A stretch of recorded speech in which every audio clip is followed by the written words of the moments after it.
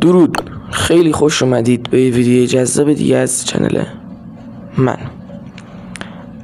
این ویدیو قرار نیست مثل بقیه ویدیو هامون فان باشه، بامزه باشه، باحال باشه. نه، صرفا دارم تجربه‌مو باهاتون به اشتراک میذارم و چیزی که نمیخوام تو دلم بمونه گفتم بذار حداقل مثلا ویدیوشو بذارم که اگه خدای نکرده وقت کسی جایی اتفاقی همچین مثل مال من افتاد، شاید یه کوچولو با اینکه خودم میدونم تو اون استرسی که قرار میگیری اصلا نمیدونی باید چیکار کنی، حتی یادت میره اسمت هم چیه، ولی شاید به دردت خورد. همونطوری که میدونید اکثرا فکر کنم داخل اخبارم گفتن مجتمع تجاری ارغوان که داخل فاز 4 اندیشه آتیش گرفت. میگن 40 نفر مردن، ولی من قبول ندارم این حرفو، چون به چشم دیدم خیلی بیشتر از این حرفا بودن. تعداد کسایی که نجات پیدا کردن بیشتر 40 نفر بود تا کسایی که مردن. و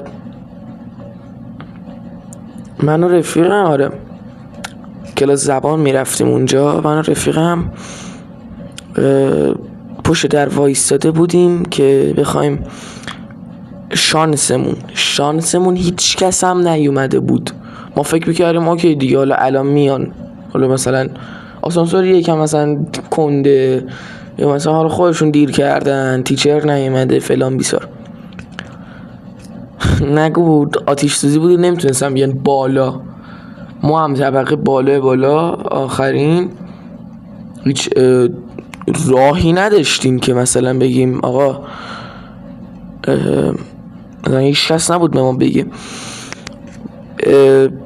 باز یعنی من واقعا هر موقع که یاد این زن و شوهر میافتم ازشون تشکر میکنم، چون اگه اونا نبودن الان من نبودم اینجا.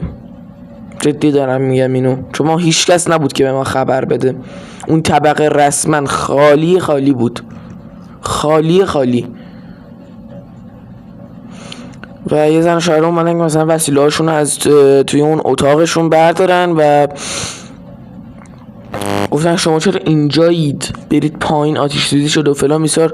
خب قبلا هم شده که اون فروشگاه آتیش بگیره، قبلا این اتفاق افتاده، مثلا یه تیکه مثلا رفاه مثلا یه چیزی سوخته بود، ما فکر میکردیم بازم همونه.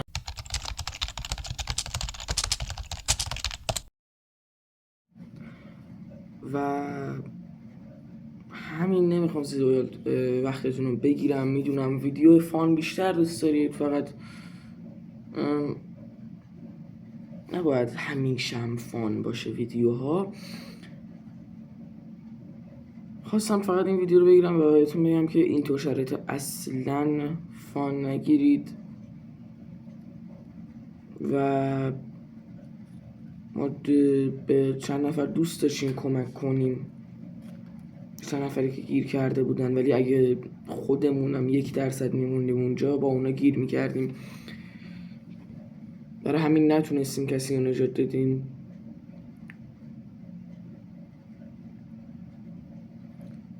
از در پارکینگ در خراب شده بود، اون تونستیم بیاریم پایین و بریم بیرون.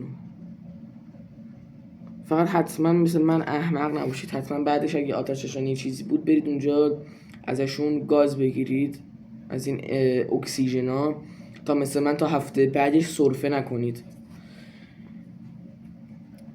دوستتون دارم، مراقبت کنید به شدت، خودتون میدونید داخل جایی نیستیم که زیاد کسی دلش برای ما بسوزه. بدرود.